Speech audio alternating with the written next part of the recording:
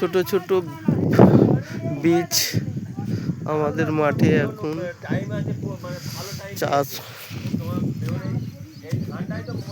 চাষ হবে। ছোট ছোট বীজ, এই বড় মাঠ আমাদের বিশাল মাঠ।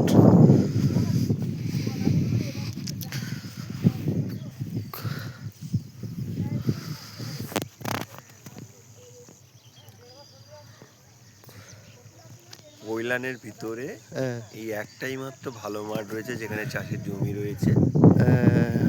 চারিদিকে তো ঘরবাড়ি হয়ে গেছে, ফ্ল্যাট বাড়ি হয়ে গেছে, ফ্ল্যাট বাড়ি হয়েছে। এই মাঠটাই বড় মাঠ আছে। আর আমাদের সবে চাষ বসছে। এটা গরমেরই ধান, এটা গরম মানে শীতে রোয়া হয়। খালটা আপনারা দেখুন, এই খালের মধ্যে দেশি মাছও পাওয়া যায়। তার ওই খাল দিয়ে জল আসে ডায়মন্ড থেকে। এই খাল পরে আমাদের পরিষ্কার হয়ে যাবে এবং নিজেরাই পরিষ্কার করে নেবে যখন জলটা আটকে যাবে।